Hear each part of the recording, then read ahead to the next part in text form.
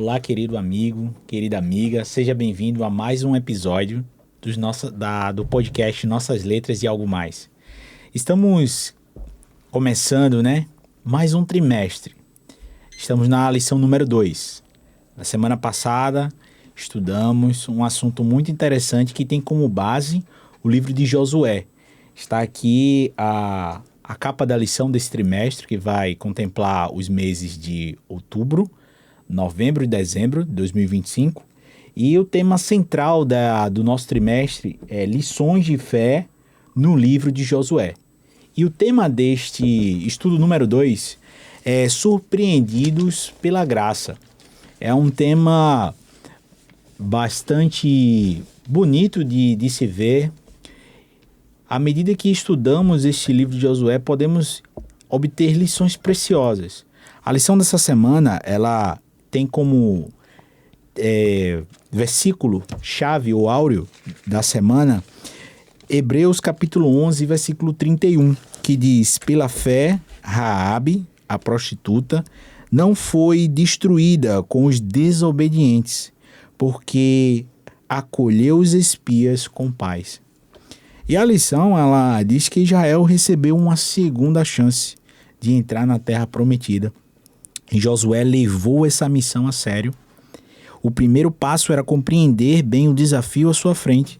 Por isso, Josué enviou 2 espias para trazer informações valiosas sobre a terra, seu sistema de defesa, preparo militar, suprimentos de água e a atitude da população diante dessa força invasora.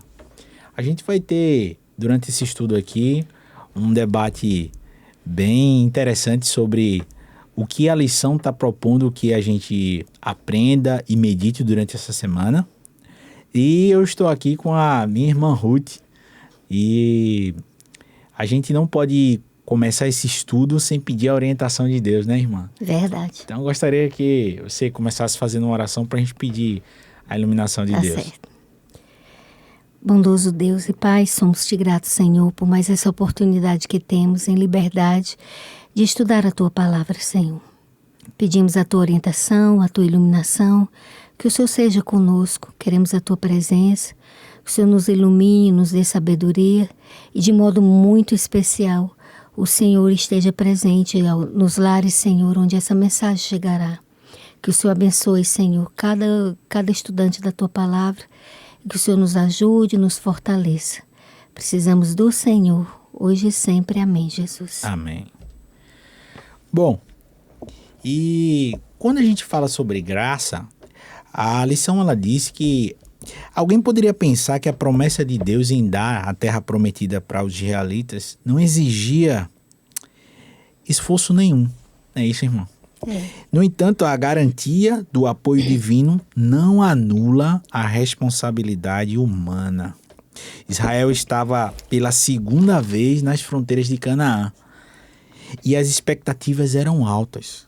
Mas na última vez que Israel esteve na fronteira, teve a mesma tarefa, mas experimentou um fracasso gigantesco. E eu finalizo aqui falando sobre que nesta semana vamos explorar as 2 histórias mais fascinantes do livro de Josué e descobrir sua relevância para a nossa fé e que a graça de Deus tem infinitas possibilidades de nos surpreender. Por isso que o tema é surpreendidos pela graça. E aí, irmão, se tratando dessa atitude de Josué em chamar 2 espias para ir até aquela cidade e fazer toda aquela investigação, qual foi a sua análise do que você achou que Josué estava ali? Qual foi o espírito que Josué, a intenção, o motivo, o que ele estava ali querendo de verdade na sua visão?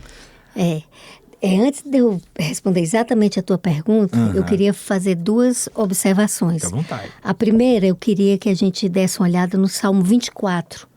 Salmo 24, do verso 1 ao verso 6. Eu acho que aqui é o pontapé inicial para tudo, essa compreensão. Porque essa lição, ela traz muitos questionamentos, né? Eu mesma me debrucei com muitas perguntas, entendeu? Tentei me dar algumas respostas, Legal. né? Mas eu não pude sair desse salmo aqui, porque para mim ele me respondeu muita coisa, né? Então, o Salmo 24. Ao Senhor pertence a terra e tudo que nela se contém, o mundo e os que nele habitam. Fundou-a ele sobre os mares e sobre as correntes a estabeleceu. Quem subirá ao monte do Senhor? Quem há de permanecer no seu santo lugar? O que é limpo de mãos e puro de coração, que não entrega a sua alma à falsidade, nem jura dolosamente. Este obterá do Senhor a bênção e a justiça de Deus da sua salvação. Por que eu trouxe esse salmo? Esse salmo ele apresenta a autoridade de Deus como o proprietário da terra. Sim. Não só da terra, mas de toda criatura, de todo ser que respira. A terra pertence a ele. Independente que eu creia ou não que ele seja o criador, essa é a realidade. Verdade. E quando a coisa é real, ela tende a seguir o seu percurso real, dentro da verdade. Ao mesmo tempo, esse salmo apresenta Deus como o grande proprietário de tudo, mas ela traz também a questão de que, diante desse Deus, na convivência com esse Deus, há uma exigência ética, moral dele. Que ele diz assim, quem habitará no teu santo teu santo monte? Aí ele diz, os limpos de coração, né, os que não juram dolosamente, os que não falam em falsidade. Então, significa que Deus criou o ser humano, Deus criou suas criaturas, mas a alguma delas ele vai exigir uma ética. Uma ética que foi quebrada e que trouxe um distanciamento da criatura com o Criador. Esse distanciamento ele foi produzido por algo que não é subjetivo. O pecado é algo real, ele é material. Ele existe fora, mas também ele existe dentro da gente. Então, nisso aí resultou tudo que tem se passado dentro da história da humanidade. Nós vemos um ser humano na história da humanidade, história de guerras, de vingança, de ódio, né, de violência, pouca paz e muito conflito. Tudo isso é em consequência de estar alienado de Deus, né? Outra questão importante. A questão do pecado é uma realidade. Essa realidade do pecado, ele engendra consequências.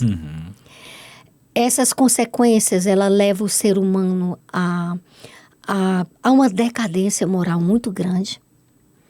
E para conter essa decadência, há momentos dentro da história da humanidade que Deus faz intervenções. Então, na história do livro de Josué, nós encontramos muitas dessas intervenções. Porque havia uma terra para conquistar. Prometida, né? Prometida. Deus disse, eu vou na frente de vocês. Quem ia dar mesmo, quem deu e quem ia dar é Deus. Sim.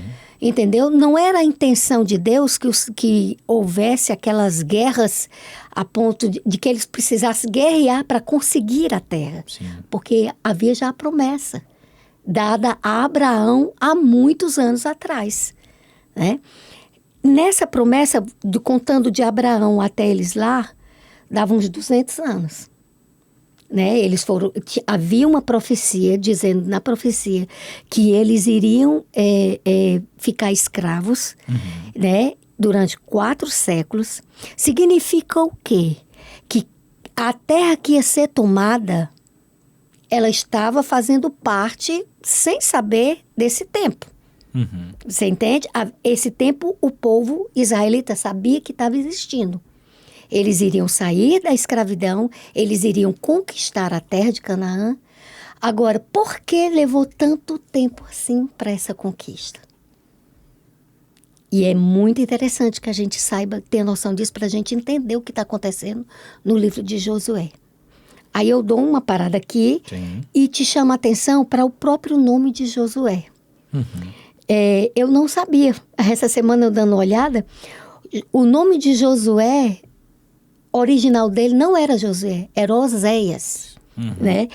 Em Números 13:8, em Deuteronômio 32:4, né? 44, é claro, vem dizendo, e Oséias, filho de Nun, né? Exato. Quem mudou o nome dele foi Moisés. Moisés mudou o nome dele para Josué. Agora, olhe a profundidade da coisa. O nome Oséias, em hebraico, tem o significado de salvação. O nome Josué, ele tem a mesma raiz do nome Jesus. Então, quando ele tira o nome dele de Oséias para Josué, ele está dizendo o quê? Que Josué é salvação. Entendeu? Josué é salvação. Bonito. Ele está levando salvação. Ele é aquele líder, é um líder que está levando, que vai gerar um processo de salvação. É interessante isso, porque... Um impacto tão grande, né? E a gente vai ver na própria história, a história de Raabe, a história dos Gebeonitas, a gente vai ver como eles são, assim, um símbolo de algo maior. Você está entendendo? Aí, voltando para a sua pergunta, né? Como que se passou na cabeça de Josué?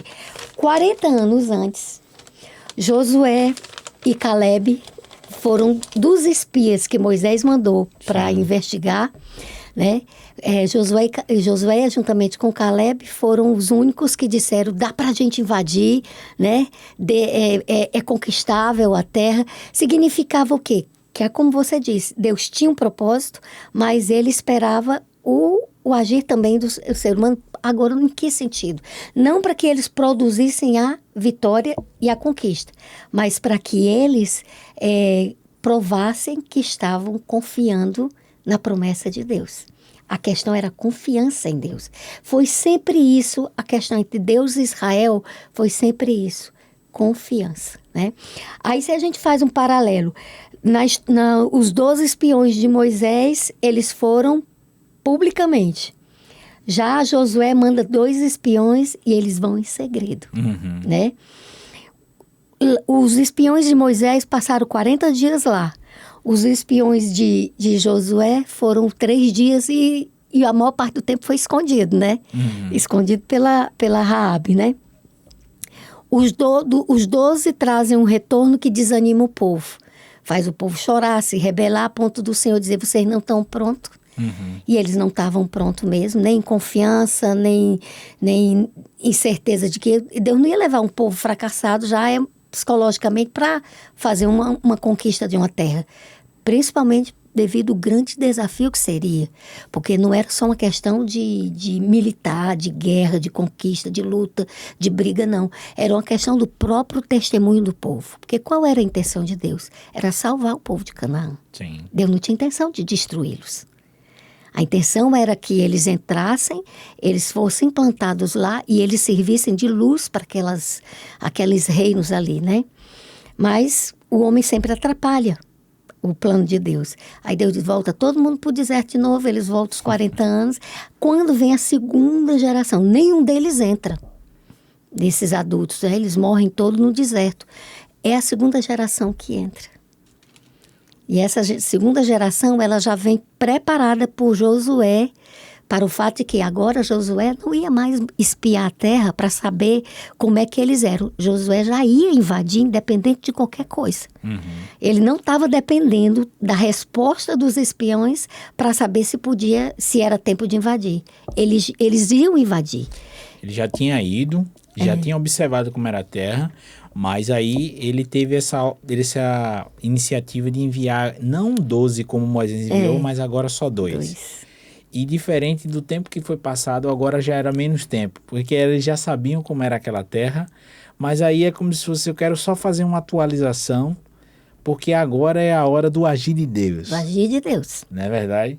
Então, não precisa de tanta mais investigação, a gente só quer saber como é que Deus vai agir, qual é o tamanho desse cenário aí que o povo de Deus vai chegar e vai ser. E a gente sabe que Jericó foi conquistado na base do grito, né? É verdade. Eles não fizeram nada, eles não tinham uma arma. Foi o Senhor mesmo que agiu e derrubou mesmo aquelas muralhas, né? E você vê o espírito, né? O mesmo espírito que o motivou, né?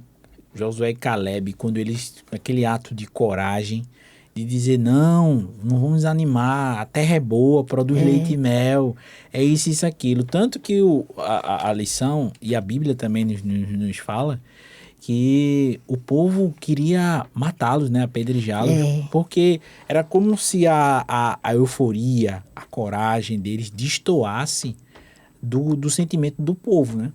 Mas mais uma vez na frente, Deus agora dá a ele uma segunda chance. Mas agora de não dele conquistar a terra, mas de Deus, através do seu povo, se mostrar ali para aquela Agora, a população. estratégia de Deus, ela foi bem... Era só Deus mesmo para fazer uma estratégia daquela, né? Fazer aquele povo ir, arrodeava a cidade todinha no silêncio, sem dizer nada. No segundo dia fazia a mesma coisa, no terceiro dia e no sétimo arrodear 7 vezes.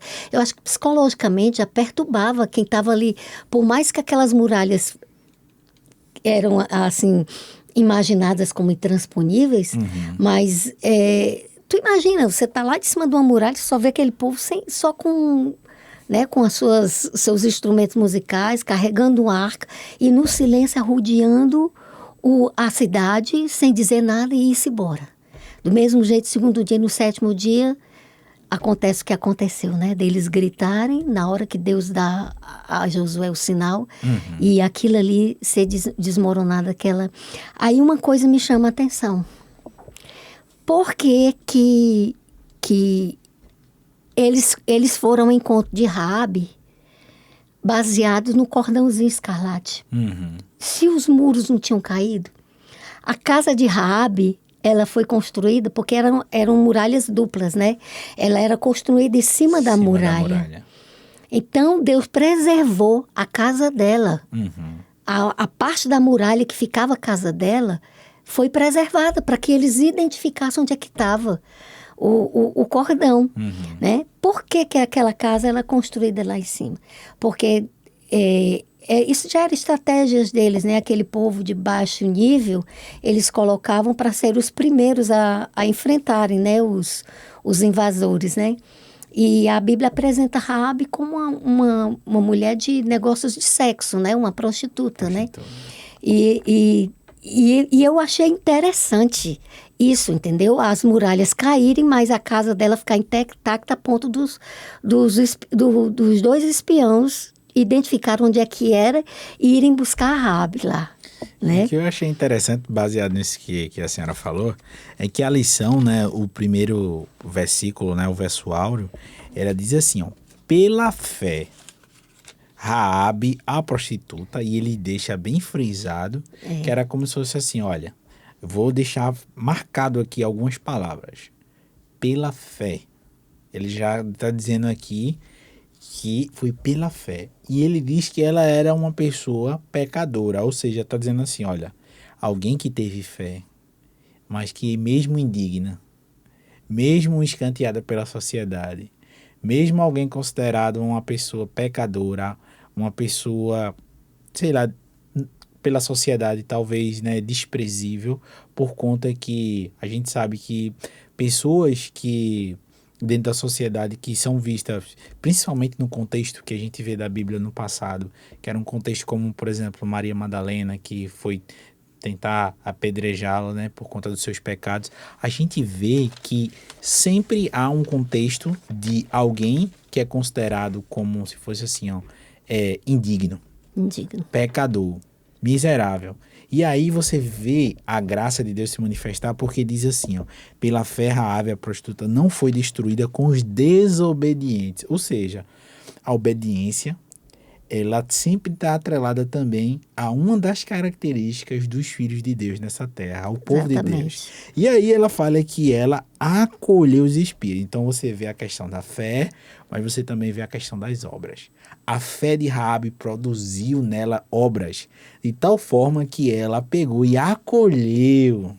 Então você vê que a fé dela não foi desassociada de obras. Por quê, né? Que a graça de Deus nos move. Ela nos leva a fazer boas obras.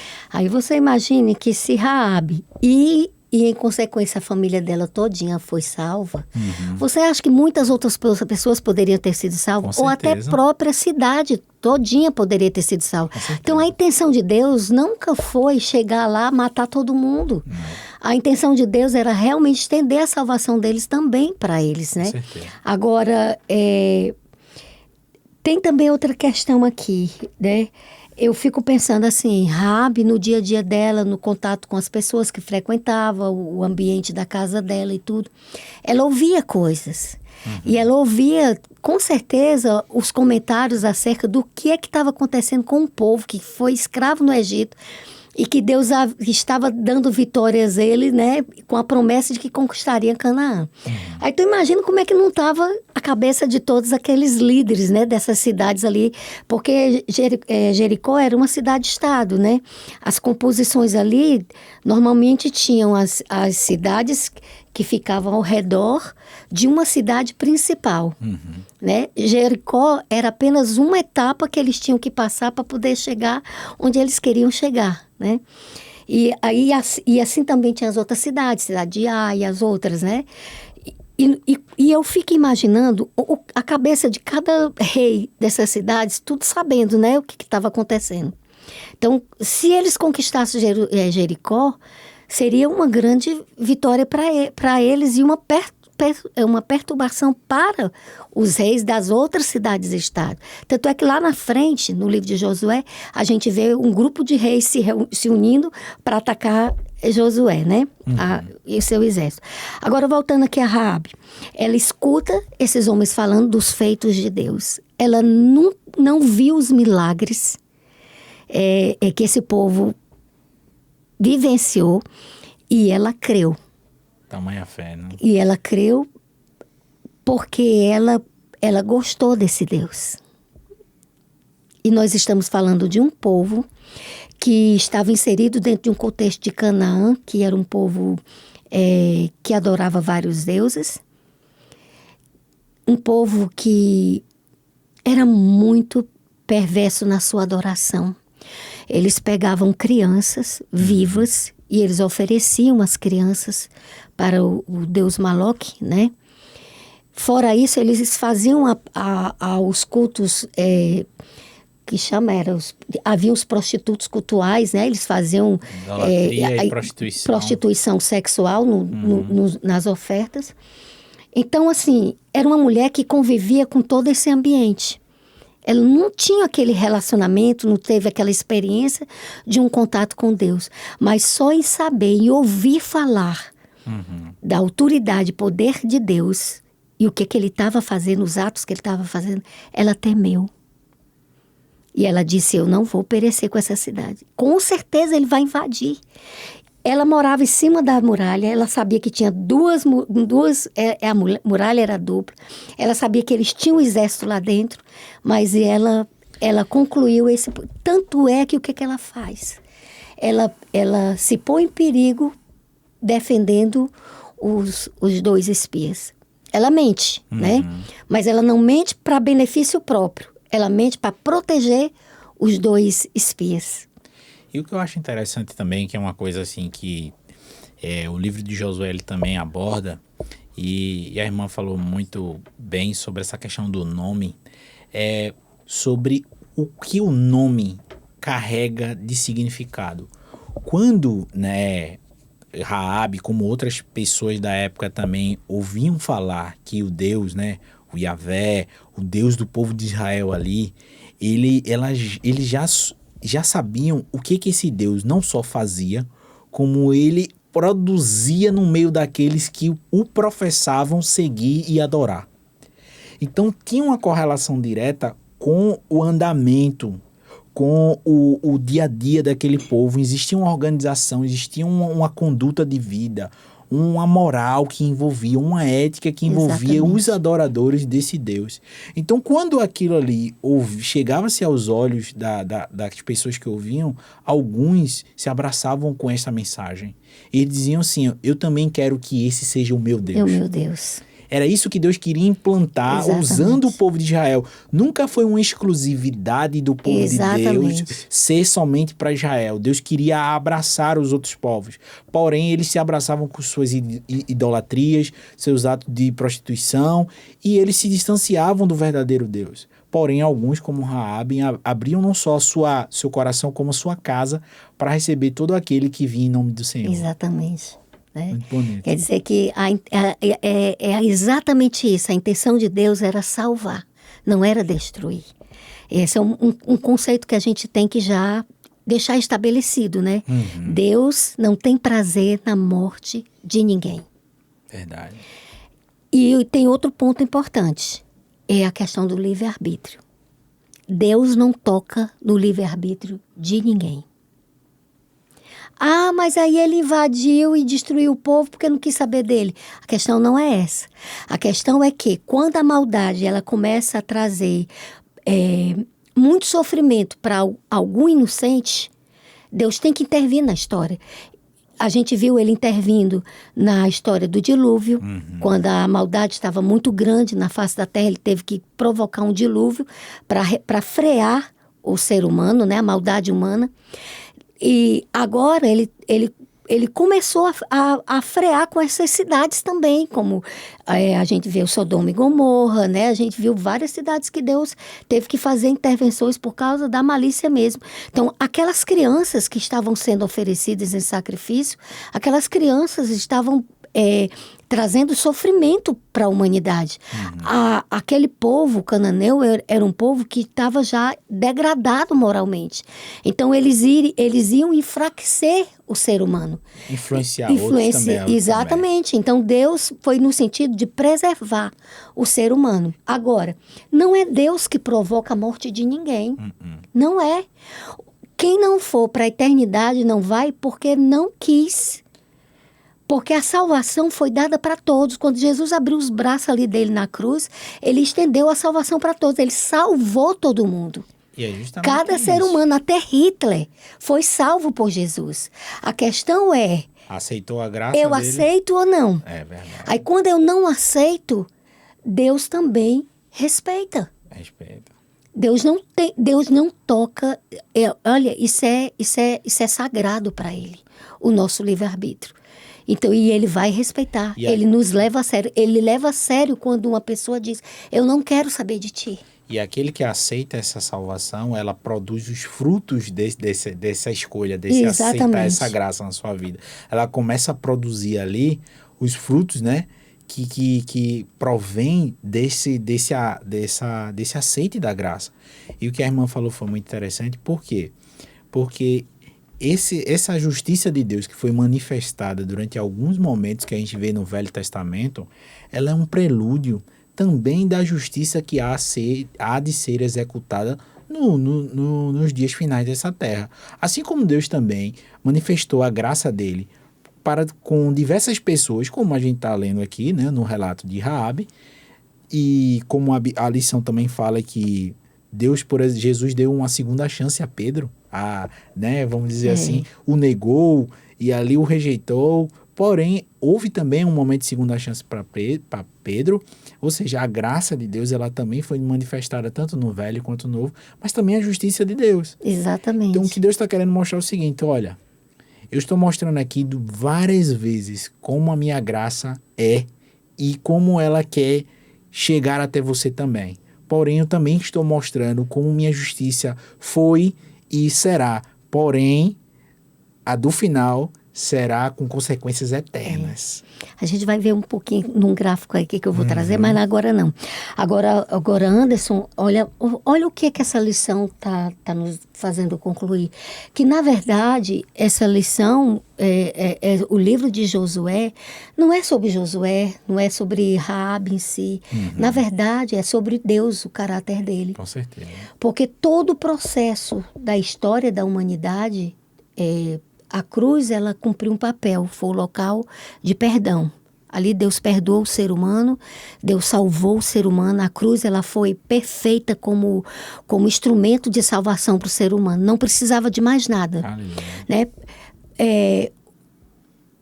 Aí diz assim, por que só o sangue de Cristo poderia salvar?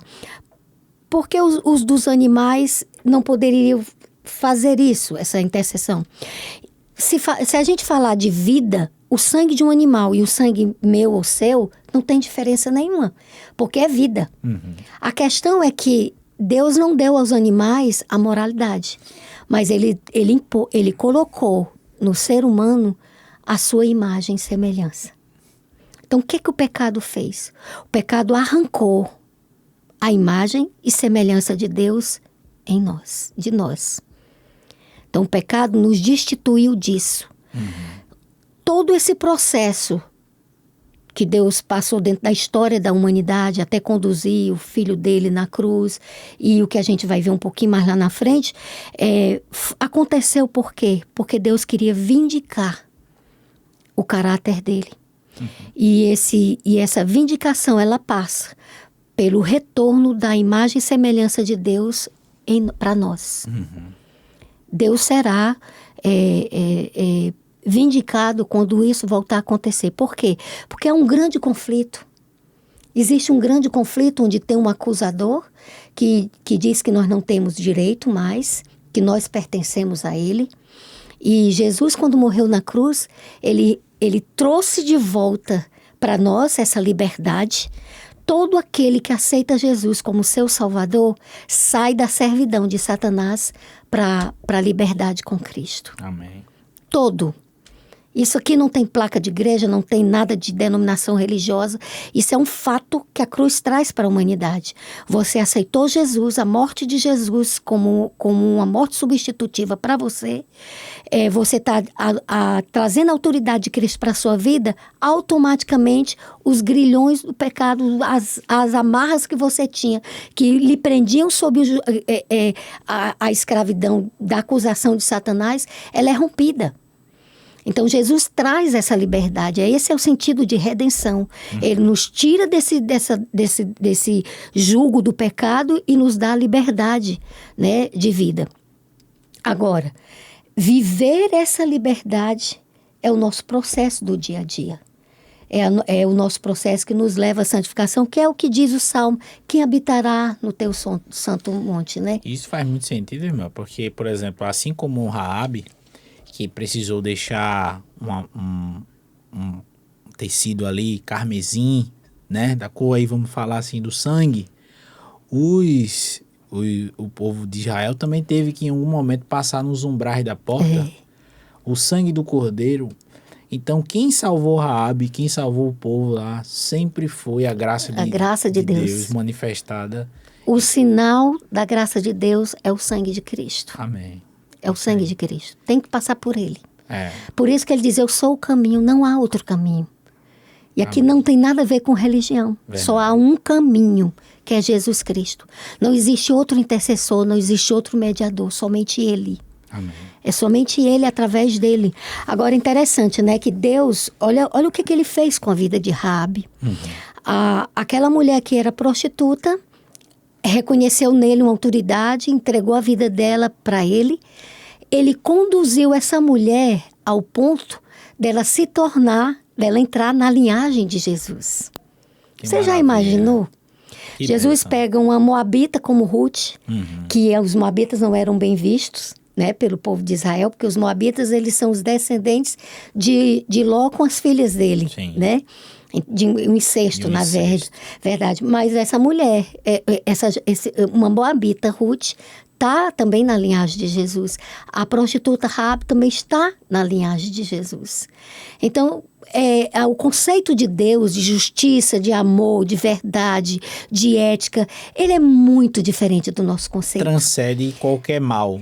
Qualquer coisa assim que as pessoas possam julgar como maldição, ele transforma em bênção. Exatamente. E aí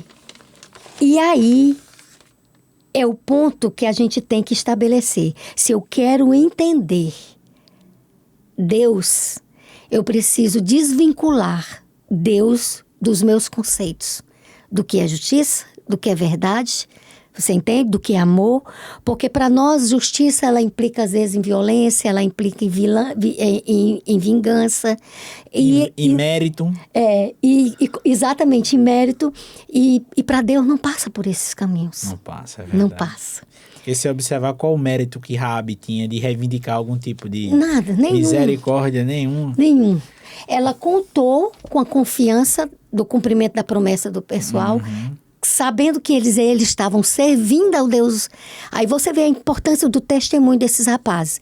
Porque se esses rapazes não cumprissem a promessa e eles traíssem Raabe. E o que eu achei interessante a lição falar é que, assim, embora a lição fale sobre as virtudes, a questão da fé que Raabe teve, a lição ela também aborda uma coisa bem interessante, que é uma questão de um erro que ela cometeu, embora tivesse ali fazendo algo benéfico para os espias, que foi a questão da mentira dela. A lição diz assim, que um elemento bastante importante da história de Raabe é a mentira que ela contou para proteger os espias.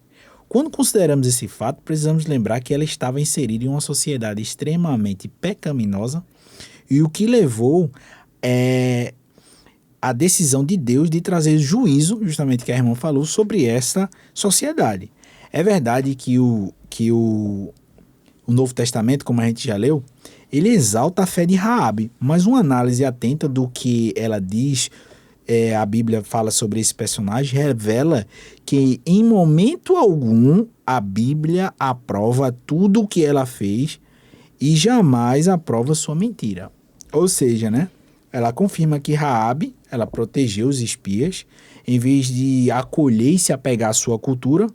Porém, o que a Bíblia faz é elogiar Raabe por oferecer a hospedagem aos espias, né? E oferecer a eles uma rota segura. Então, a gente não pode achar agora também que os fins justificam os meios e tudo mais. E a Bíblia, ela deixa bem claro. Ela podia omitir certas coisas. Mas a Bíblia, ela gosta, eu gosto muito de falar sobre isso, que a Bíblia é um livro que ela exalta os acertos e os erros. Ela não esconde os erros, não esconde. Não esconde. Na relação que Paulo faz dos heróis da fé, tá Raabe. Exato. Tá Sansão. Entendeu? Porque maior do que o erro dela, seja o da mentira ou da prostituição que ela praticava, foi a graça de Deus sobre sua vida. Porque é exatamente esse ponto. A questão da salvação não tem nada a ver com minhas obras, por mais perfeitas ou justas que elas possam ser. A salvação é um ato 100% de Deus. Dom de Deus. Na hora que Deus faz o julgamento lá, Ele não olha para você, para a tua justiça. Ele vai olhar para a justiça de Cristo. Amém. Entendeu? Ele olha para a justiça de Cristo, porque a que nós temos, ela é imputada. Jesus pega a justiça dele e imputa em nós que somos injustos. Você fazer um injusto ser justo é um ato de misericórdia e voluntariedade de Deus. Só isso. Agora eu queria te trazer a nossa conversa, porque tem o caso dos Gebeonitas também, né? Que mentem, né? Eles veem que Josué conseguiu Jericó, conseguiu a cidade de Ai, aí os outros reinos se unem, né? Para poder guerrear, eles perdem. Aí os Gebeonitas, que vendo aquilo ali, eles têm a mesma impressão de Raabe. Nós vamos perder porque o Deus dele é muito forte. É melhor a gente estar com eles do que já fez cair as muralhas de Jericó, o que é que ele não pode fazer contra a gente? Aí eles montam uma mentira também, né? Eles montam toda uma cena lá, sandália velha, o odre velho, né? Roupa velha, como se ele tivesse vindo de bem longe. Coitadinho. Pois é, e eles enganaram, né? Qual foi o erro aí dessa história aí? O erro para mim foi que Josué deveria ter consultado Deus. Exato. Ou seja, o que eu falei, muitas vezes a gente acredita que os fins justificam os meios. Ou seja, para eles obterem a graça, eles obtiveram ali através de uma mentira, né? E Josué acabou caindo e não consultou a Deus. Aí qual a diferença da mentira deles para de Raabe? A mentira deles, eles mentiram para se beneficiarem. Sim. Eles trapacearam. É verdade. É uma trapaça. Eles fizeram uma trapaça. A Bíblia usa o termo astúcia. Pois é, astúcia, que é a mesma palavra que usa para serpente, lá em Gênesis. É o mesmo vocabulário que a Bíblia usa para falar da astúcia deles. Com isso conseguiram um pacto, né? Já de Raabe, ela não foi para benefício próprio, não foi. Verdade. Ela não fez isso para se proteger, muito pelo contrário. Ela, tendo protegido os espias, ela poderia ter se condenado à morte. Com certeza. Como traidora, né? Então, assim, se você vai falar, vai botar as duas um lado da outra, A outra chega até a ser uma mentira santa, né? Mas vamos lá. Mas eu me fiz algumas perguntas, Certo. né? Algumas perguntas. A questão de natureza ética e de caráter, porque envolve Deus, o Criador, que respeita o livre-arbítrio, que é amor e que é justiça. A gente tem estudado muito no trimestre passado e até então sobre o caráter de Deus, né? Então, por que Deus instruiu os israelitas a destruírem homens, mulheres, crianças, animais e tudo que respira?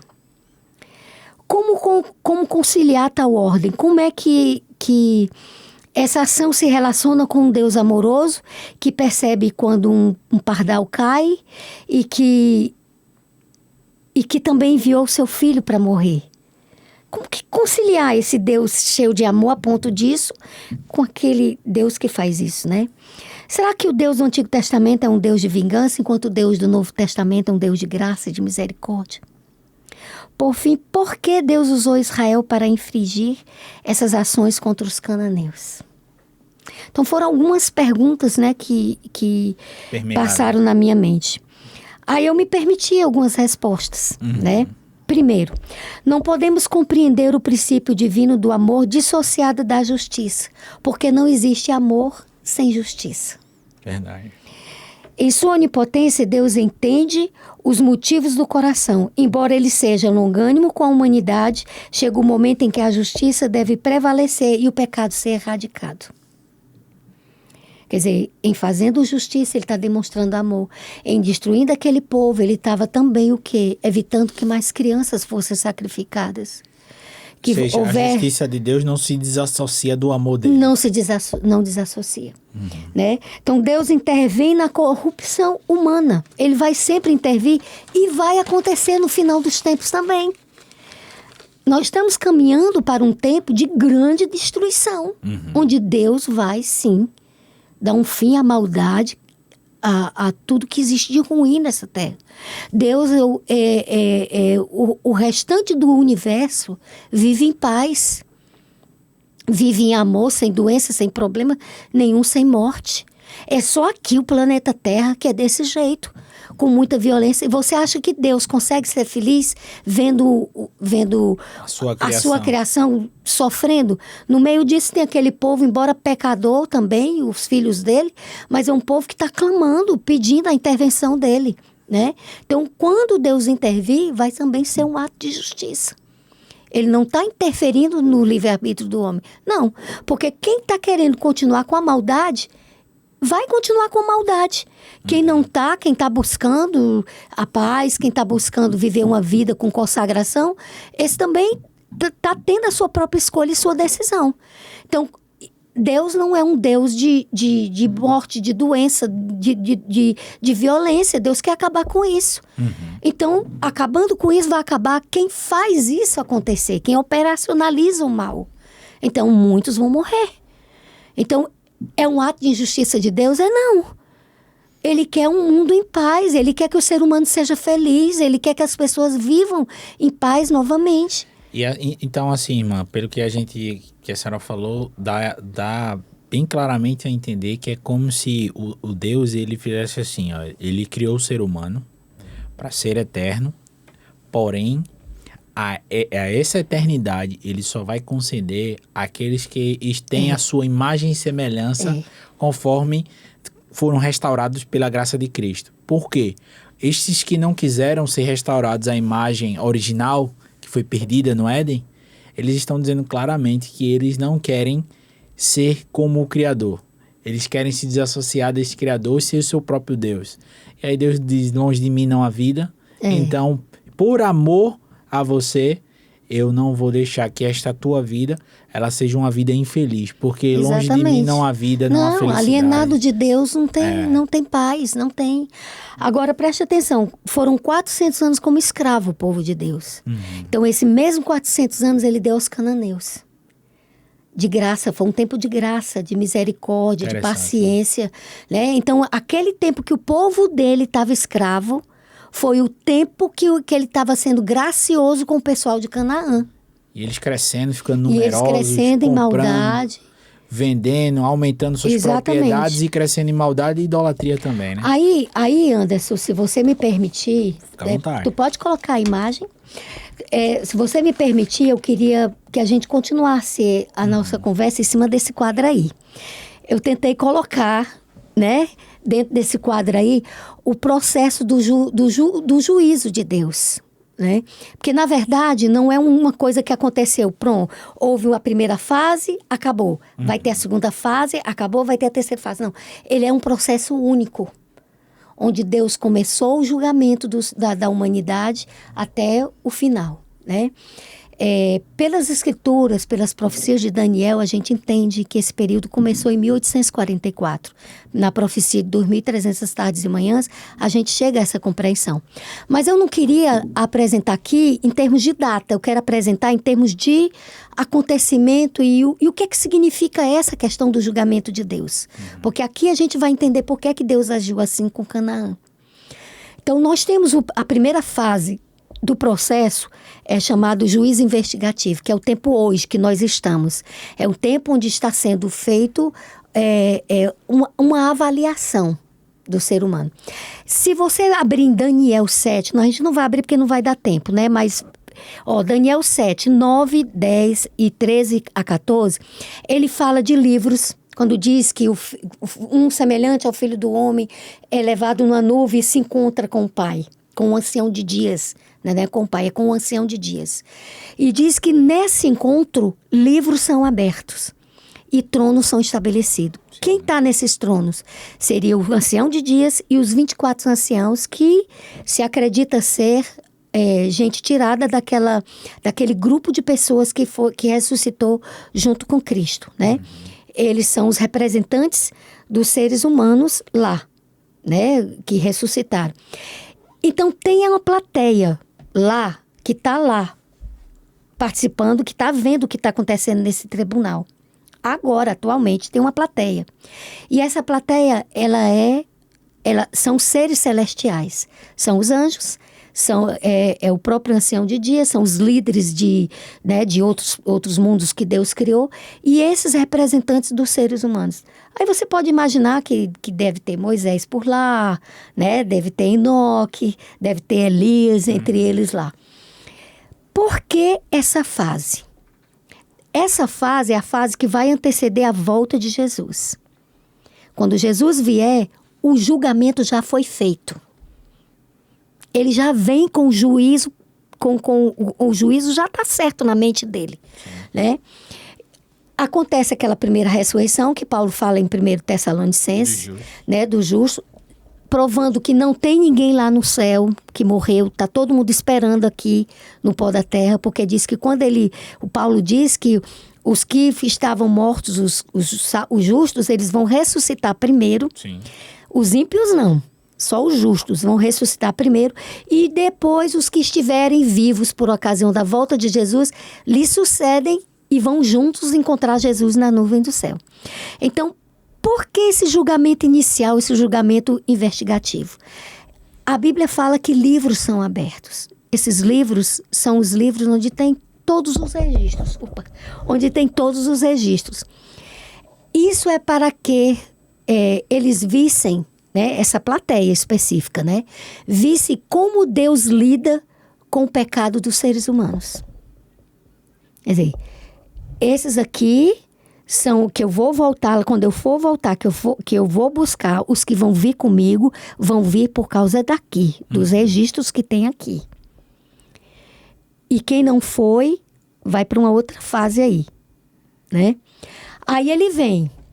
No que ele volta, ele leva, né, os salvos, e a Bíblia fala de um juízo confirmatório, o período de 1000 anos. Nesse momento, Satanás ele é aprisionado. Aprisionado como? Não tem ninguém vivo na face da terra, então ele não tem a quem tentar. É um preso solto, né? Como ele não tem a quem tentar, é como se ele estivesse preso. Ele não pode sair dali. Durante esse período que a Bíblia chama de 1000 anos, a gente não sabe se é literal, se não é. Lá em Apocalipse 20, no verso 1 a 6, também fala que livros são abertos e que também tronos são estabelecidos. Não é o mesmo julgamento de antes da volta de Cristo. É outra fase do processo. É como se eles terminassem, quando eles terminarem o juízo investigativo, pronto, terminou. Aí Jesus disse: está concluído o meu processo como sumo sacerdote, como um mediador, concluiu, pronto. Aí acontece todo aquele problema de perseguição, as pragas e tudo, né?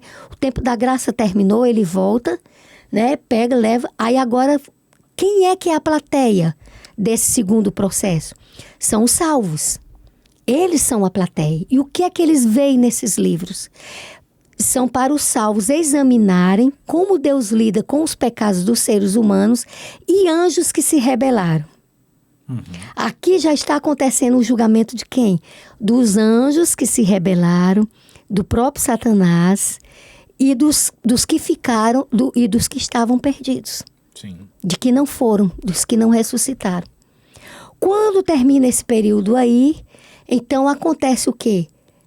A descida da Nova Jerusalém. Nesse momento, os ímpios ressuscitam, aí é a segunda ressurreição. Por isso que a Bíblia diz: bem-aventurado aqueles que fazem parte da primeira ressurreição. Porque esses vão com Jesus. Mas quem fizer parte da segunda ressurreição não tem salvação, já está perdido, né? Aí quem é que vai ser a plateia agora? São esses que ressuscitaram e que estão ímpios.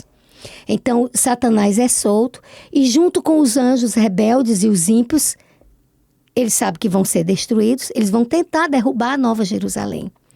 E nessa hora, Deus, então, a Bíblia diz que haverá... Executa o seu juízo. Agora, eu lhe digo, Deus fez isso daí, todo esse processo, com livros, com tronos, com testemunhas, né?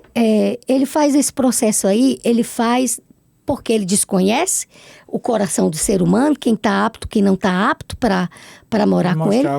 Que ele é justo. Para mostrar que ele é justo. Isso. Ele não pode pairar na eternidade nenhuma dúvida acerca do caráter de Deus. Então, e o que é que diferencia uma plateia da outra? Aqueles que aceitaram a graça de Cristo para aqueles que rejeitaram. Exatamente. Então, o que vai fazer diferença é a aceitação do sangue de Cristo. É por isso que Deus teve que trabalhar no tabernáculo no deserto com tantas mortes de bichinhos. Porque Deus queria que eles entendessem a enormidade e a profundidade da perversidade que é o pecado.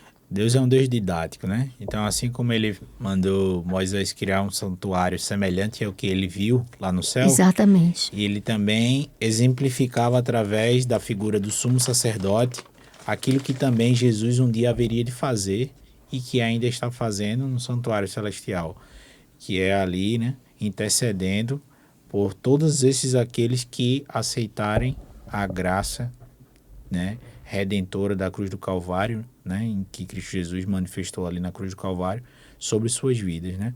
E a lição aqui, irmão, ela fala uma coisa bem interessante. Ela diz que, deixa eu colocar aqui na parte, ela diz assim: o propósito final de Deus não é punir os pecadores, mas vê-los se arrepender e conceder-lhes a sua misericórdia. E isso aqui está embasado em Ezequiel capítulo 18, 23, que Deus diz assim: vocês pensam que eu tenho prazer na morte do ímpio? Diz o Senhor Deus: não desejo eu muito mais que ele se converta dos seus caminhos e viva. Eu quis pegar esse gancho porque a gente estava falando sobre justamente isso. E aqui está um versículo da própria palavra de Deus que confirma isso, qual é a vontade de Deus para a humanidade, né? Então, de posse de tudo isso daí, você acha que esse Deus que estava agindo ali em Jericó, e esse Deus que diz assim: vocês matem crianças, matem homens, mulheres, ele estava fazendo por um espírito de vingança e de maldade? Não era. E a irmã citou também a questão do povo ali de Gibeão, né, tal, os gibeonitas, que eles usaram de mentira e tudo mais, mas a gente fala sobre a questão de surpreendidos pela graça, né?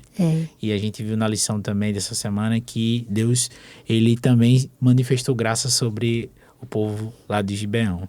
E ela diz assim: a história posterior de Gibeão revela os altos privilégios que quando, né, Josué dá aquela sentença a eles, que eles iam trabalhar ali como servos e tal, nas coisas do templo e tudo mais, né, para a casa de Deus. Ele usa a expressão casa de Deus.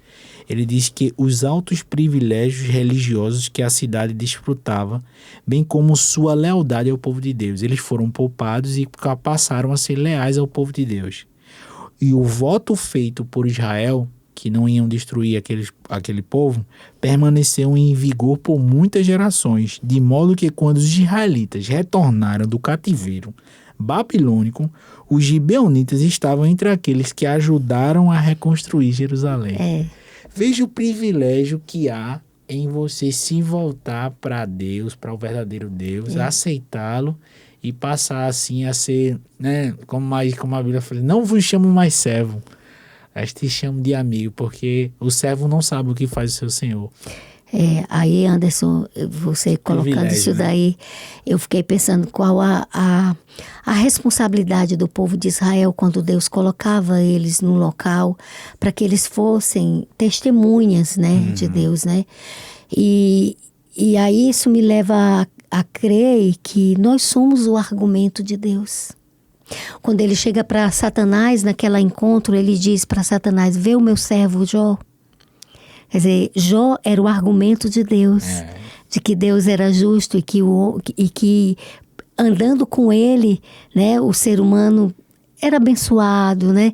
Aí eu fico pensando, Anderson, você é o argumento de Deus. É verdade. Eu sou o argumento de Deus. E que nenhum sofrimento e mazela humana ou pecado, como a Bíblia diz, né, como o apóstolo Paulo fala, nada pode nos separar do amor de Deus.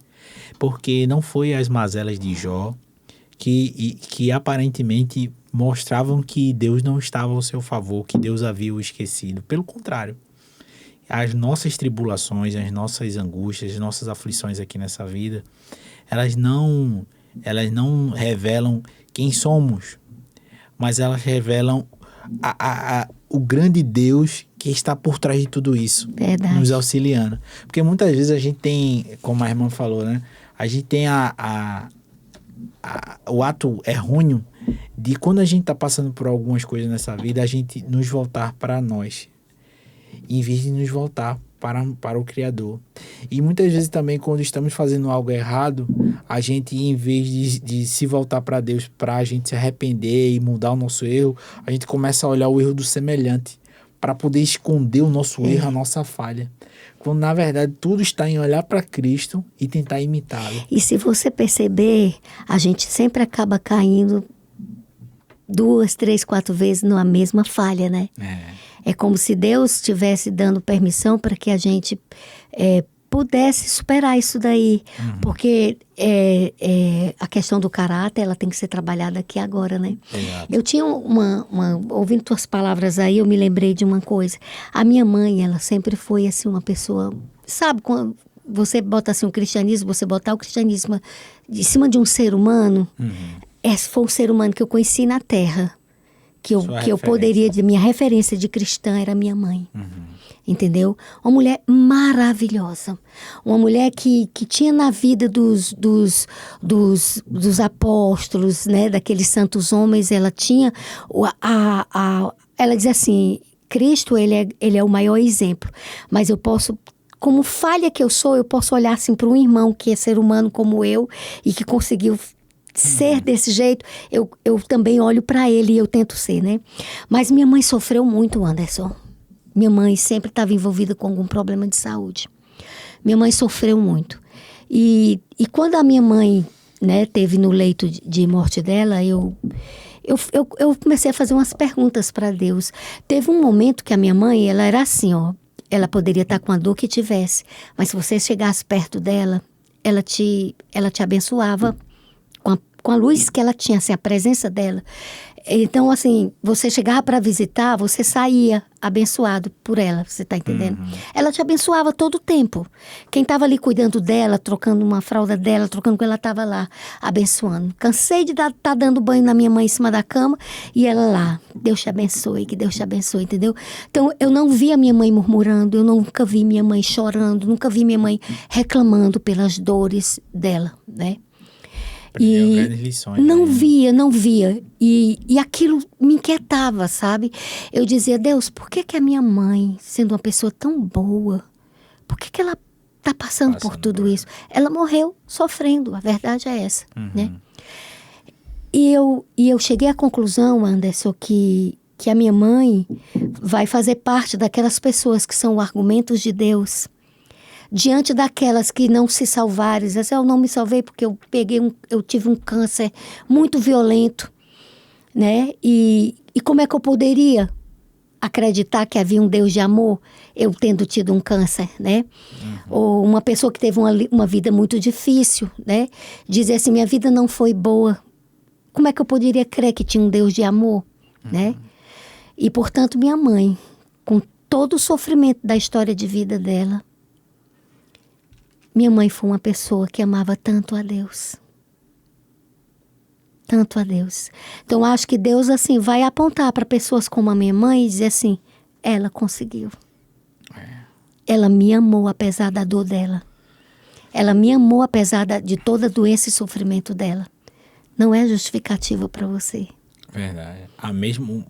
Eu tenho uma expressão que minha avó falava para mim, ela dizia assim, Anderson, as provações, né, ela falava assim, tá passando pelo fogo, né? Ela usava essa expressão. E ela dizia assim, o mesmo fogo que endurece o barro, ele refina o ouro.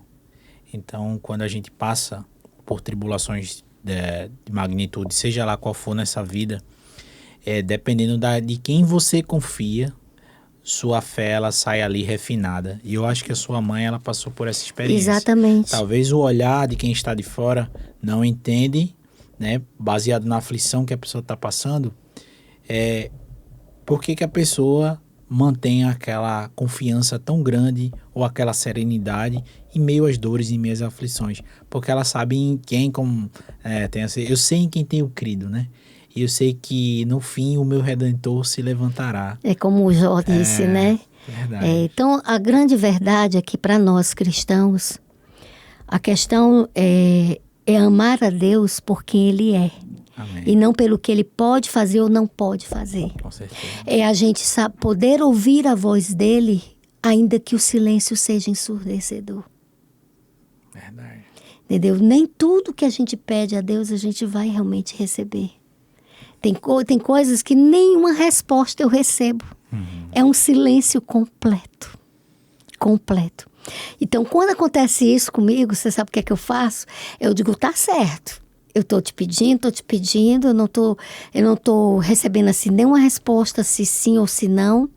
Eu vou tomar minha decisão, eu vou fazer, mas eu quero que o Senhor vá comigo. Que ainda que eu faça uma decisão que não tenha sido a escolha que o Senhor queria que eu tomasse, mas que o Senhor seja comigo. Amém. Porque se eu apanhar e se eu sofrer qualquer coisa, eu quero que o Senhor me sustente. Então é a única saída para nós, porque tem coisas que a gente só vai entender na eternidade. Nós não conseguimos entender. Olha, é como eu estava te dizendo antes da gente começar, a verdade, ela é tão grande, mas ela é tão grande, ela é tão profunda, que por mais que a gente tente, a gente não consegue atingir em toda a essência dela. Então, o que é que Deus pede de nós? É que não é uma amizade, uma reconciliação intelectual. Ele quer que a gente receba Jesus, porque a gente entende que sem Ele não tem vida. Não tem paz, não tem alegria, né? Porque ainda que nossos olhos estejam chorando, nosso corpo esteja doendo, a gente conhecendo Jesus, a gente tendo um relacionamento com Ele, a gente vai conseguir cantar. Eu não sei se você já passou por isso, mas quando eu passo por uma situação assim, a minha estratégia é cantar. Eu canto, até meu coração se encontrar com a paz. Aí sim, eu sinto um alívio. E que... Mesmo que o problema não tenha sido resolvido. E aqui eu faço minhas palavras finais, né, dessas suas palavras, irmã, que a gente continue sendo sempre surpreendidos pela graça maravilhosa de Deus. Que é assim como uma vez a voz de Deus soou aos ouvidos de Paulo quando disse: a minha graça te basta, né? E que o meu poder, né, se aperfeiçoa na fraqueza. Que as nossas dificuldades a gente possa se aproximar mais de Deus e que a gente possa continuar aprendendo desse Deus maravilhoso que está revelado na sua santa palavra e possamos, né, ser luz para as outras pessoas, né? Assim como Deus desejou para o povo de Israel no passado, que ele fosse luz ali, onde ele fosse, testemunhasse. Que a gente também possa testemunhar desse grande Deus. Amém. Vamos orar? Vamos. Oremos. Querido e bondoso Deus, obrigado, Senhor, porque a tua graça é maravilhosa e permeia todos aqueles que aceitam a Cristo Jesus em suas vidas. Faz com que, Senhor, essa tua graça ela possa continuar sendo manifestada não só na minha vida, na vida da irmã Ruth, mas de todos aqueles que entraram em contato com esta tua palavra através deste estudo maravilhoso e que também desejam em seu coração levar esta luz para outras pessoas. Continua, Senhor, abençoando este podcast, todas as pessoas aqui envolvidas. Te pedimos e te agradecemos no doce nome de Jesus. Amém. Amém, Senhor.